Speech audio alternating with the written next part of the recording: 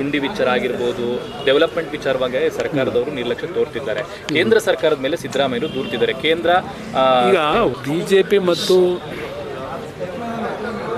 ನಮ್ಮ ಪಕ್ಷದಿಂದ ನಾವೇನು ಸಂಸತ್ ಸದಸ್ಯರಿದ್ದೇವೆ, ಮಂತ್ರಿಗಳಿದ್ದೇವೆ, ಅವರು ಹಣ ತರ್ತಕ್ಕಂಥದ್ದು ಪತ್ರಿಕೆಗಳಲ್ಲಿ ಹೇಳ್ತಕ್ಕಂಥದ್ದು ನೋಡಿದ್ದೀನಿ.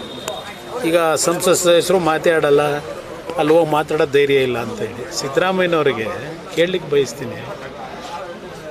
ದೇಶದಲ್ಲಿ ಸುಮಾರು 50 ವರ್ಷ 1983ನೇ ಇಸ್ವಿವರೆಗೆ ಸ್ವಾತಂತ್ರ್ಯ ಬಂದ ನಂತರ 28ಕ್ಕೆ 28 ಕ್ಷೇತ್ರದಲ್ಲಿ ಸಂಸತ್ ಸದಸ್ಯರನ್ನ ಕಾಂಗ್ರೆಸ್ನಿಂದಲೇ ಕಳಿಸ್ತಾಯಿದ್ರು ಅಲ್ವೇ.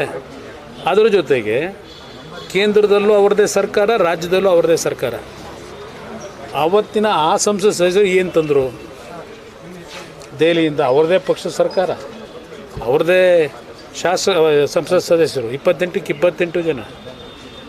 ಅವರೆಷ್ಟೊಂದು ಕರ್ನಾಟಕಕ್ಕೆ ಯಾವ ನೀರಾವರಿ ಸಮಸ್ಯೆ ಬಗೆಹರಿಸಿದ್ರು? ಯಾವ ವಿಷಯಕ್ಕೆ ಹೆಚ್ಚಿನ ಒಂದು ಹಣ ತಂದರು? ನಮ್ಮ ಬಗ್ಗೆ ಚರ್ಚೆ ಮಾಡೋದು ಸ್ವಲ್ಪ ಕೂತ್ಕೊಂಡು ಅವ್ರು ಚರ್ಚೆ ಮಾಡ್ಕೊಳ್ಳೋಕೆ ಹೇಳಿ ಕಾಂಗ್ರೆಸ್ನವರಿಗೆ.